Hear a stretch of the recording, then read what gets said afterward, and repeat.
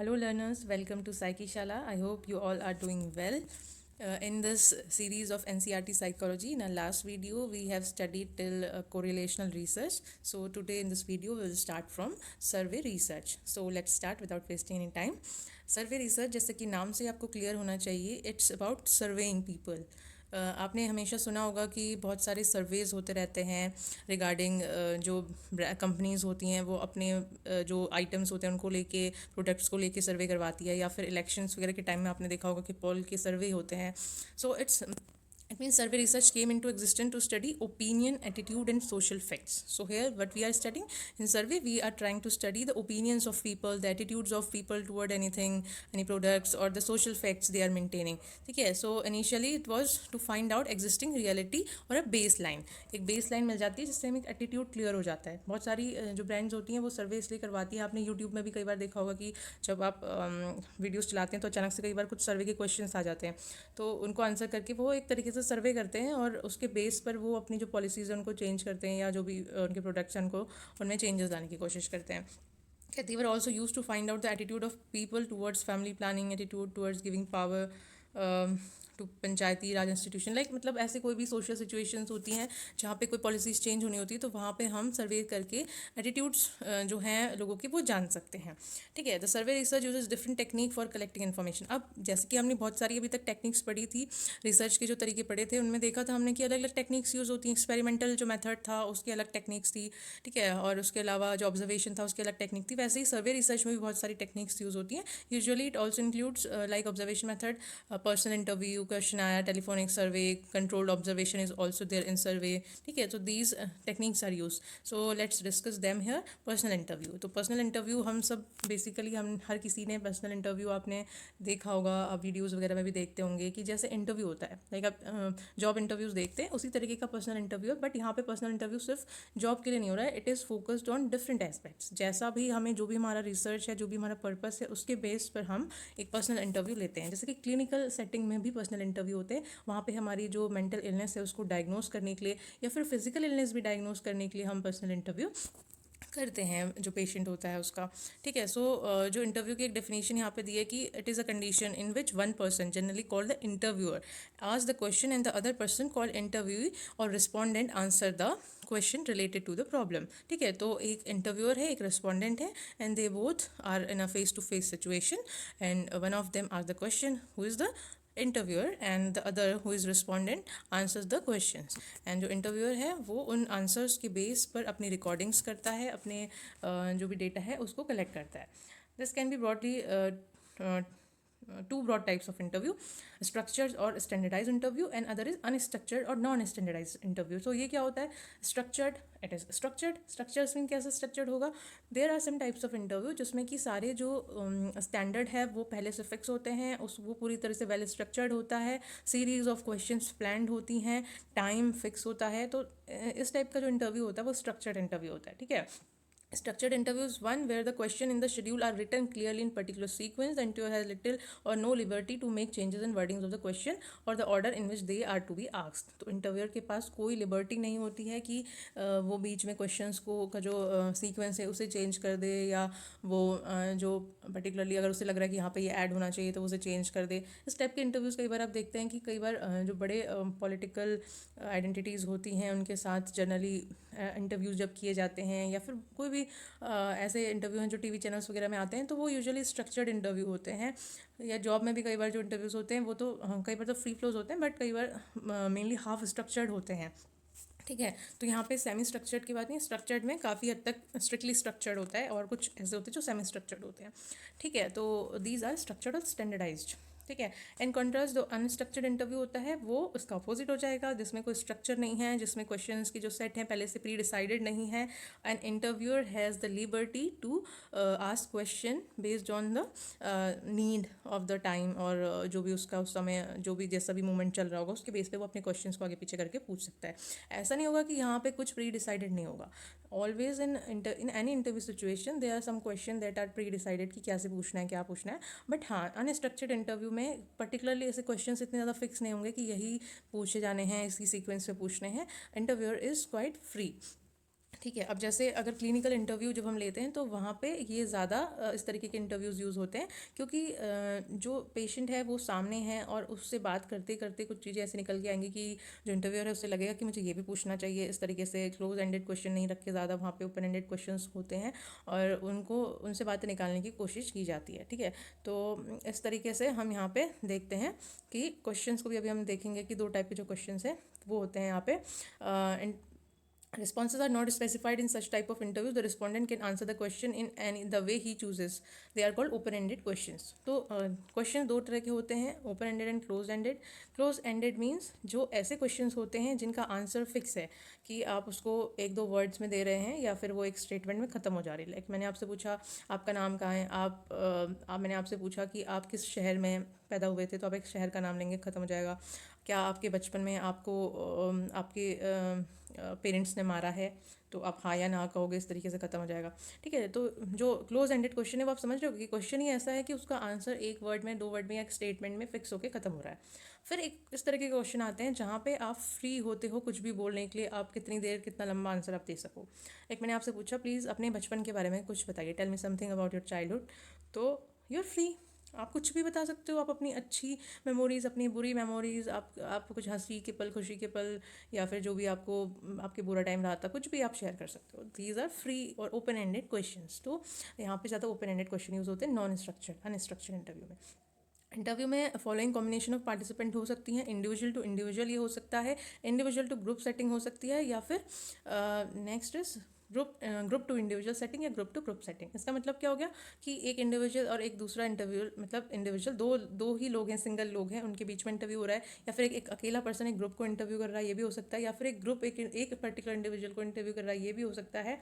जो कि अधिकतर जॉब सिचुएशंस में होता है, जब पे आप देखते हैं कि एक पैनल होता है जिसमें 4 5 या 6 7 लोग होते हैं और वो एक पर्टिकुलर पर्सन को इंटरव्यू करते हैं, वो जॉब सिचुएशंस होता है। ग्रुप टू ग्रुप इंटरव्यू भी होता है जहाँ पे कुछ एक ग्रुप है, वो इंटरव्यूअर का काम कर रहे हैं, वो सारे लोग इंटरव्यू ले रहे हैं और एक ग्रुप का इंटरव्यू ले रहे हैं। ठीक है, अब इंटरव्यू क्या है, इसकी जो मेन इसमें जो ज़रूरी है कि जो इंटरव्यूअर है वो स्किल्ड होना चाहिए, वो एक्सपीरियंस्ड होना चाहिए, तभी वो एक अच्छा इंटरव्यू ले पाएगा। प्रॉपर ट्रेनिंग की ज़रूरत होती है और good interviewer knows how to make the respondent at ease and get the optimal answer. उसको उनसे एक रैपो भी बिल्डअप करनी है और उसको ईजी में वे में रखते हुए आंसर उनसे निकलवाने हैं। ठीक है, तो इस तरीके से इंटरव्यू के लिए ये यहाँ पे इसकी डिसएडवांटेज भी कही जाती है कि it requires time, it requires intensive labour, या फिर जो है यहाँ पे एक ट्रेनिंग की ज़रूरत है। तो इस तरीके से ये थोड़ा सा इसकी डिसएडवांटेजेस हो जाती हैं। एडवांटेजेस इसकी ये है कि it is in depth information, मतलब इसमें से we can obtain in depth information from interview, और इट इज़ ऑल्सो फ्लेक्सिबल।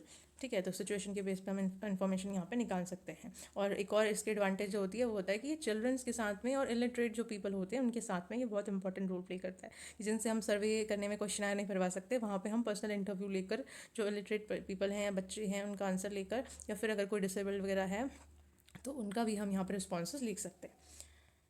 ठीक है, तो इसकी एडवांटेज डिसएडवांटेज होगी। Then next is questionnaire survey. Questionnaire is set of questions. ठीक है, एक in the most versatile and low cost self report method of collecting information, इसको आप कह सकते हो। ठीक है, it has a set of questions, the respondent has to read the question and mark the answer on paper rather than respond verbally to the interviewer. Here we are not doing interview, we are filling the question through questionnaire. So the respondent has to mark the answers to the items that are in the questionnaire, and उसके basis पे ही हम data collect करते हैं। ठीक है, यहाँ पे भी दो तरह के क्वेश्चन हो सकते हैं। क्वेश्चन हमने डिस्कस कर लिए, open ended, close ended question. तो आंसर इन दोनों तरीके से हो सकता है, यस नो, या रैंकिंग के बेस पे 1 2 3 4 5 में आपको टिक करना है। ठीक है, agree, disagree, totally agree, less agree, more agree, इस तरीके के जो क्वेश्चन हैं, जो आंसर्स हैं, उन पे आपको टिक करना है। ठीक है, तो ये true false yes no form में भी हो सकता है, मल्टीपल चॉइस में भी हो सकता है, रेटिंग के फॉर्म में भी हो सकता है कि you have to rate the options. ठीक है, जो हम अभी डिस्कस कर रहे थे, strongly agree, agree, undecided, disagree, इस तरीके से 5 पॉइंट का स्केल हो सकता है रेटिंग का। ठीक है, या फिर 7 पॉइंट का भी हो सकता है, 9 पॉइंट का भी हो सकता है, इवन 11 13 पॉइंट के स्केल भी होते हैं, लेकिन यूजुअली 5 7 पॉइंट के स्केल जो होते हैं वो ज़्यादा यूज़ किए जाते हैं। The questionnaire is use for collecting background and demographic information. Usually हम जब इंटरव्यू भी लेते हैं या फिर हम कोई और मेथड भी यूज़ करते हैं तो वहाँ पे भी एक छोटा क्वेश्चनर यूज़ हो जाता है, in which we usually collect the background and demographic information, past behaviour, attitude, opinions, ये सब चीज़ें हम क्वेश्चनर के थ्रू यूजुअली कलेक्ट कर लिया करते हैं।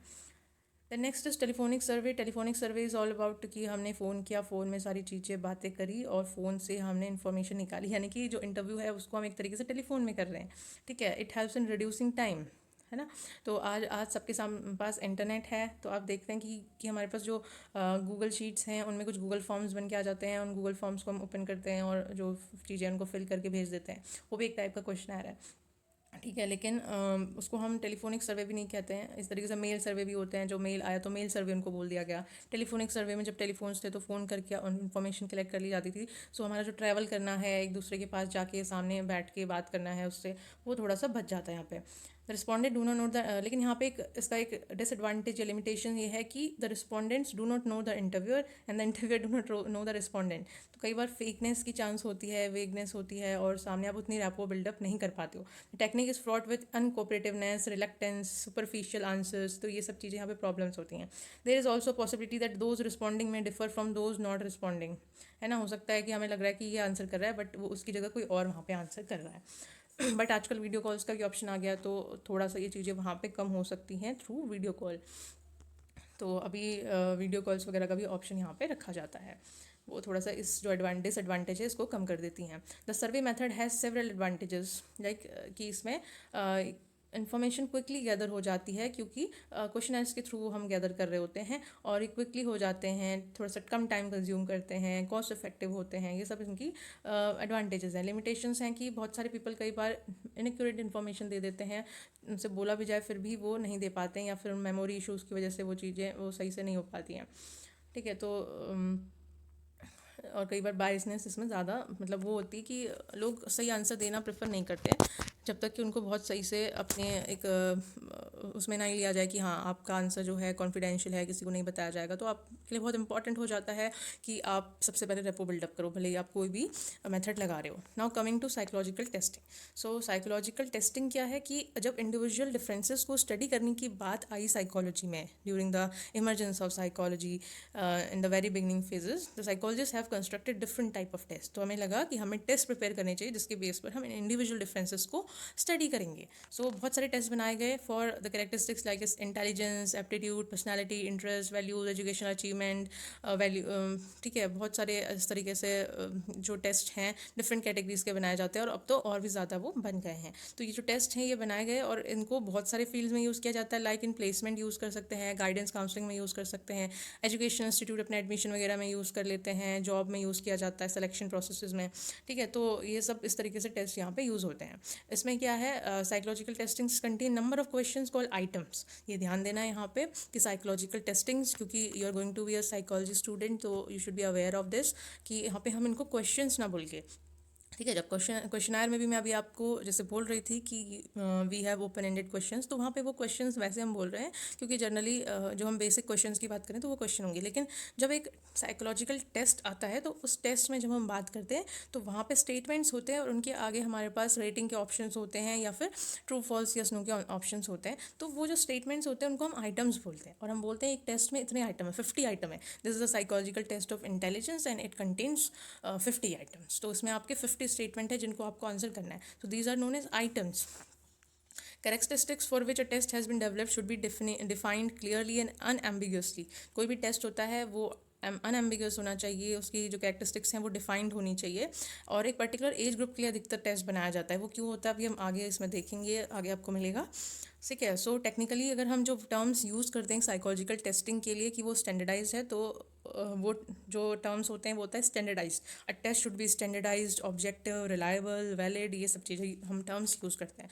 तो अब स्टैंडर्डाइज क्या है? स्टैंडर्डाइज टेस्ट वो होता है जिसके अंदर कुछ क्वालिटीज़ होती है. Qualities like objectivity, validity, reliability, norms. ठीक है, ऑब्जेक्टिविटी क्या है? ऑब्जेक्टिविटी एक बार आपको पहले भी मैंने समझाई थी. Objectivity means if you are conducting a test on some person and I am conducting the same test on some person, the values we obtain should be same. ठीक है, ऑब्जेक्टिव का मतलब है आंसर हमेशा सेम आए, है ना. मतलब आंसर सेम आए का मतलब है कि हमारे जो स्कोर्स हैं वो लगभग सेम आने चाहिए ना. जैसे ऑब्जेक्टिव जो आंसर्स होते हैं आपके वो क्या होते हैं कि एक ऑब्जेक्टिव क्वेश्चन है कि इंडिया की कैपिटल क्या है. ठीक है, और उसके कुछ ऑप्शंस दिए आपको, तो आप भी दिल्ली बोलोगे, मैं भी दिल्ली बोलूँगी. ऐसा नहीं है कि कोई हैदराबाद बोलेगा, कोई कोलकाता बोलेगा, ऐसा नहीं होगा, सबका एक आंसर होगा. This is objective question.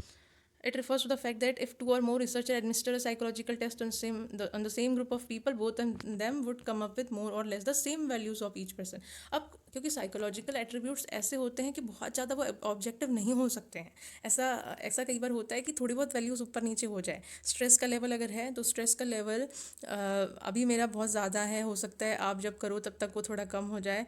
लेकिन अगर हम कुछ कंट्रोल मेजर्स को ध्यान रखें तो जो बेसिक चीज़ें जैसे पर्सनालिटी है, हमारी इंटेलिजेंस है, ये सब चीज़ें ऐसी नहीं होनी चाहिए कि मैंने किया तो मैं एवरेज इंटेलिजेंस आया मेरा और आपने किया तो बिलो एवरेज आ गया. ऐसा नहीं होना चाहिए, इतना ऑब्जेक्टिविटी होनी चाहिए. Then there are things terms like validity, reliability, norms. तो रिलायबिलिटी क्या है? रिलायबिलिटी इज हिंदी में इसको विश्वसनीयता बोलते हैं. कितना विश्वसनीय, कितना रिलायबल है कोई test. So reliable means consistency of scores obtained by an individual on the same test on two different occasions. यही सेम जो हमने ऑब्जेक्टिविटी में बात करी थी उससे मिलता जुलता है. रिलायबल होने का मतलब है, जैसे आप कहते हो ना कि मेरा एक फ्रेंड है वो बहुत रिलायबल है.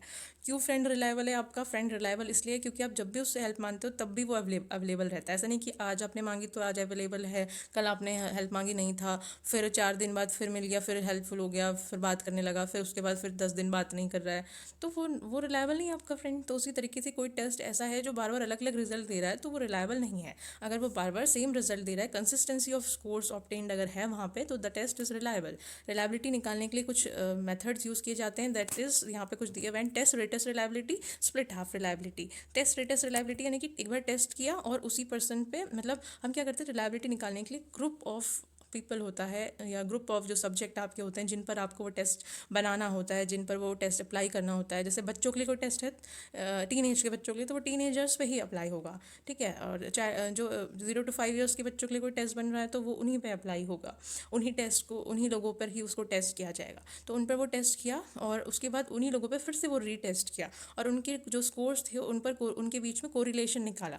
और वो कोरिलेशन एक हाई लेवल का कोरिलेशन आना चाहिए, अच्छे लेवल का, तो तब हम उसे बोलते हैं test retest reliability. The two set of score on the same set of person, इनके बीच में हम क्या करते हैं, कंप्यूट करते हैं coefficient of correlation. Then another method of calculating reliability is split half reliability. Split half यानी कि एक टेस्ट को 2 पार्ट में बांट दिया, हाफ कर दिया, स्प्लिट कर दिया. स्प्लिट कर दिया तो कैसे करेंगे स्प्लिट? स्प्लिट करने के भी मेथड है और ये जो स्प्लिट हाफ मेथड है ये इंटरनल कंसिस्टेंसी यानी कि इंटरनल रिलायबिलिटी का एक बहुत अच्छा तरीका माना जाता है. It gives indication about degree of internal consistency. तो स्प्लिट करने के तरीके होते हैं, ऑड इवन कर लिए या कुछ और मेथड्स यूज़ करें. मेजरली जो है ऑड इवन मेथड यूज़ किया जाता है कि एक ग्रुप में ऑड नंबर्स के आइटम्स को रख लिया, एक ग्रुप में इवन नंबर के आइटम्स को रख लिया, उनके स्कोर्स को निकाला और उनके बीच में भी हम क्या निकालते हैं, कोरिलेशन कोफिशिएंट कैलकुलेट करते हैं. ठीक है. अब validity. What is validity? Validity यानी कि जिस क्वेश्चन, जिस टेस्ट को जिस एम के लिए, जिस कंस्ट्रक्ट के लिए बनाया गया है वो उसी चीज़ को मेजर कर रहा है या नहीं कर रहा है. Does the test measure what it claims to measure? एक टेस्ट ने बोला कि एक टेस्ट इसलिए बनाया गया कि it is to calculate the achievement, mathematical achievement. जो यहाँ पे एग्जाम्पल या उसी को देख लेते हैं, मैथमेटिकल अचीवमेंट ऑफ स्टूडेंट्स. अब हमने उस टेस्ट को अप्लाई किया तो वो मैथमेटिकल अचीवमेंट के उसमें आइटम्स कम हैं, उसमें वर्बल अचीवमेंट के आइटम ज़्यादा हैं, लिंग्विस्टिक के ज़्यादा हैं. तो हम क्या कहेंगे कि वो तो मैथमेटिकल अचीवमेंट नहीं, वो तो लैंग्वेज प्रोफिशिएंसी देख रहा है, तो वो टेस्ट वैलिड नहीं है because it is not measuring what it claims to measure. ठीक है. तो जो जिस चीज़ के लिए बना है उसके आइटम्स उसी से रिलेटेड होने चाहिए. Next is standardize norms. Norms कैसे बनाए जाते हैं? नॉर्म्स मतलब होते हैं, अगर एक टेस्ट को स्टैंडर्डाइज बनाना है तो उसके नॉर्म्स बनाने पड़ते हैं. Average performance of the group निकाल कर, जो ग्रुप जो टारगेट ग्रुप है, जो बच्चों के लिए बना है, टीनेजर्स के लिए बना है, एडल्ट्स के लिए बना है, सोल्जर्स के लिए बना है, स्पोर्ट्स मैन के लिए बना है, टीचर्स के लिए बना है, हाउस वाइफ्स के लिए बना है, बैंक एम्प्लॉयज़ के लिए बना है, या एम्प्लॉयज़ के लिए बना है, वर्किंग पीपल के लिए बना है. तो जो भी टारगेट ग्रुप है उस टारगेट ग्रुप पर वो अप्लाई करके एवरेज स्कोर्स, एवरेज परफॉर्मेंस निकाल के कुछ सेट ऑफ स्कोर सेट किए जाते हैं जिनके बेसिस पे हम बताते हैं कि this range off score is a normal range, this range off score is above normal, above average, this range of score is below average, this is very poor, this is very nice, very good performance. ठीक है. तो ये जो score set किए जाते हैं ये किए जाते हैं नॉर्म्स के बेस पे, on the basis of average scores calculated. ठीक है. तो ये हमारा हमने यहाँ तक पढ़ लिया. अभी टाइम हो रहा है तो फिर नेक्स्ट जो है छोटा सा पार्ट और करके इस जो चैप्टर है उसको फिनिश करेंगे. So thank you for watching and please like, share, subscribe the channel.